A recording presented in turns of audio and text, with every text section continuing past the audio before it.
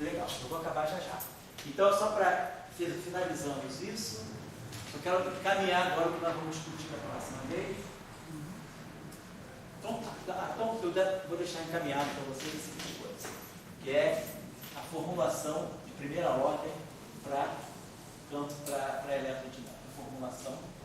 Eu falei rapidamente no final da próxima. A outra aula é a formulação de primeira ordem da ação de Maxwell.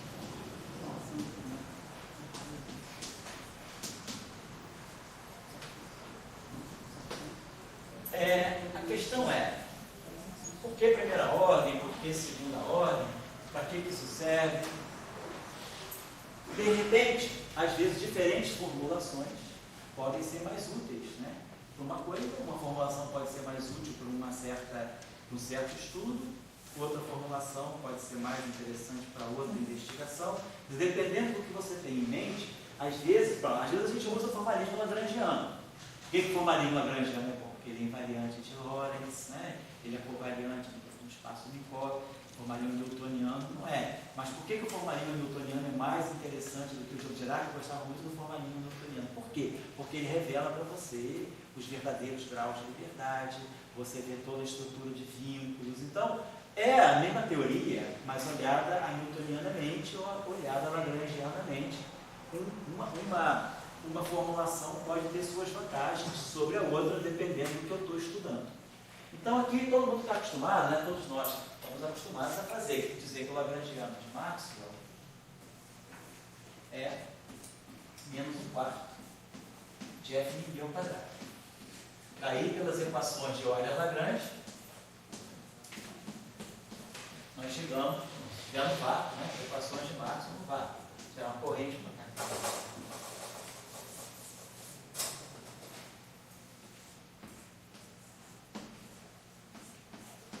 Então, pelas equações de Euler-Lagrange, a gente chega lá, faz o princípio variacionalzinho, que o Euler já mencionou algumas vezes hoje, e ganha a equação do movimento.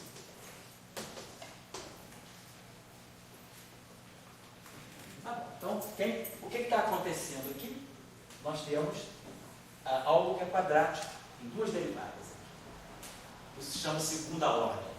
É uma formulação em que eu tenho duas derivadas aparecendo no lagrangiano. Pode fazer o seguinte: suponhamos que eu vá fazer uma formulação alternativa. Eu tenho meu campo vetorial. Eu vou introduzir, vou trazer agora, vou trazer um campo antissimétrico de rank 2. X mini igual a menos x mini. E vou introduzir esse lagrangiano menos o meio de x mini. Como isso aqui é antissimétrico, eu vou acoplar isso aqui ao dmi.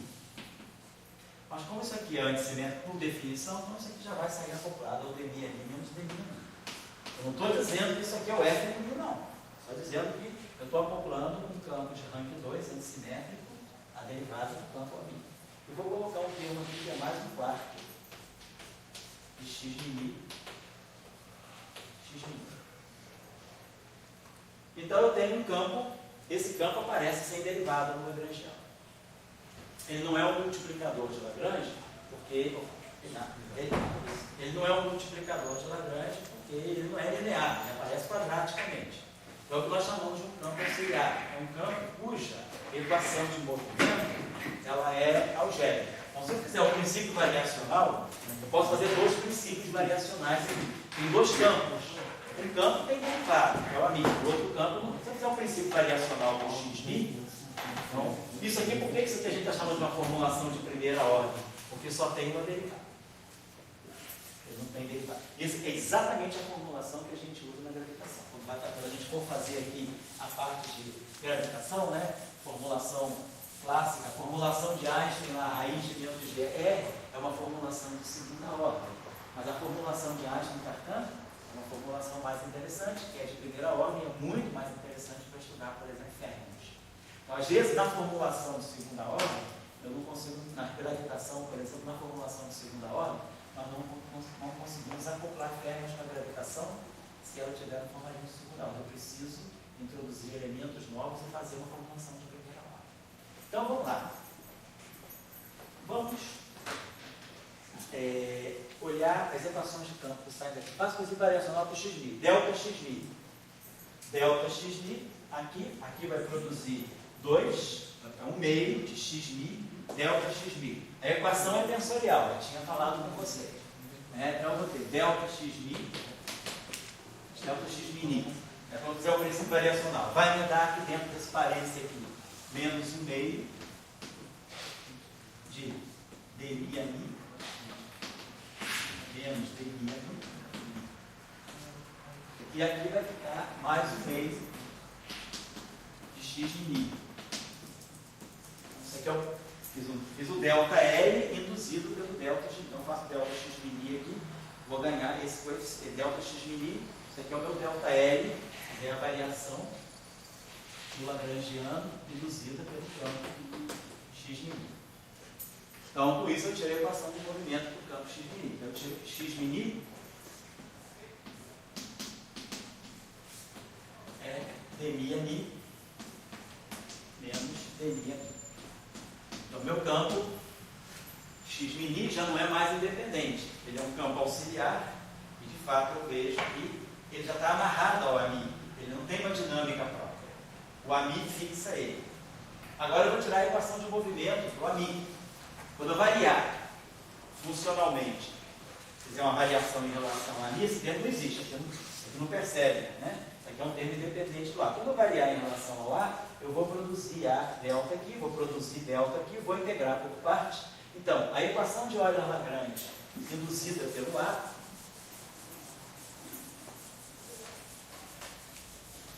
então, a equação de Euler-Lagrange induzida pelo ami, quando eu faço a variação em relação a mi, ela me dá simplesmente por integração por parte de dmi de x mini igual a zero. Então, se x mini é dmi a mi menos dmi a mi e se dmi disso é zero, então eu me redescubro isso aqui, então na verdade é o f mini e isso aqui é a equação de Maxwell.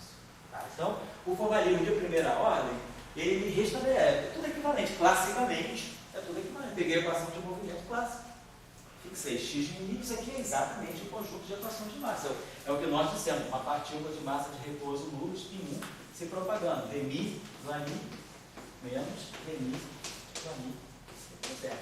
Então, na verdade, esse campo auxiliar, ele acaba sendo o f mini. Não partilha, eu não disse lá no meu lagrangiano, não está declarado que x mini é o f mini. Isso veio como condição, solução da dinâmica do problema. Eu introduzi um campo auxiliar que se acoplou com o rotacional do campo A.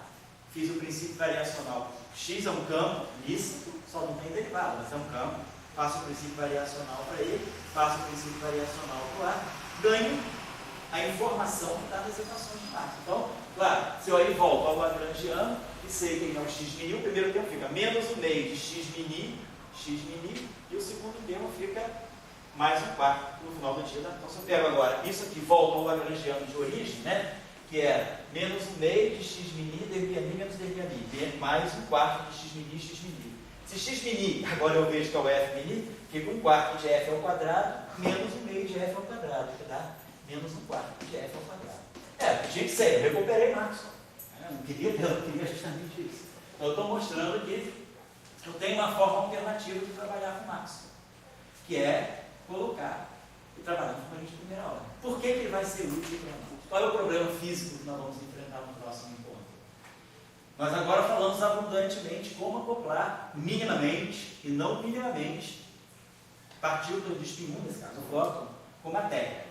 Então a gente sabe fazer os acoplamentos mínimos e não mínimos. Agora a pergunta é, como é que eu faço autoacoplamento? Eu acoplei o spin 1 com um spin 1 carregado, ou seja, eu peguei o spin 1 fóton e acoplei com um setor externo de spin 1.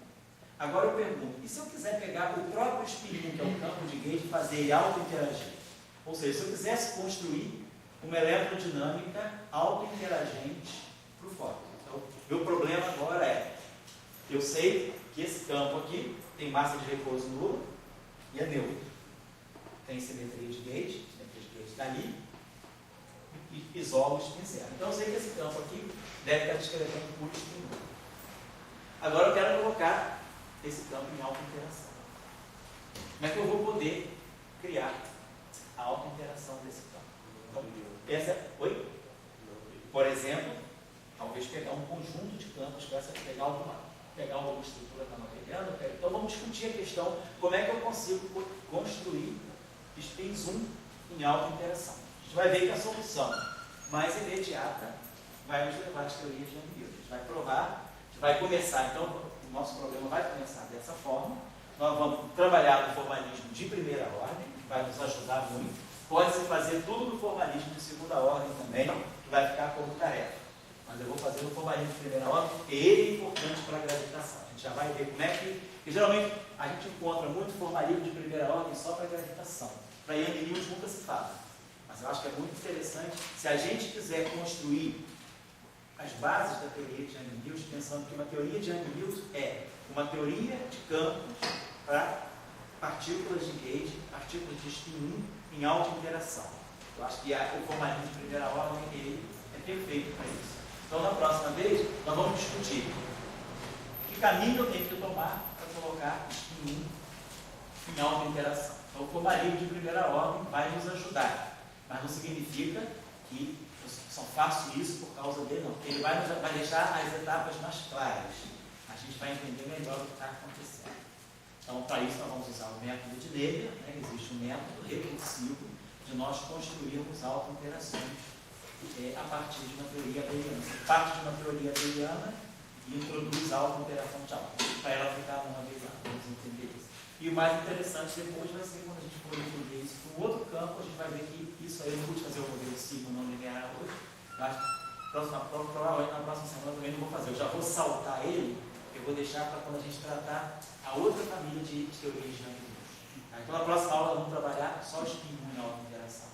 Então, tá. Então a próxima aula pelo nosso calendário aí vai ser dia 14, né? Obrigado.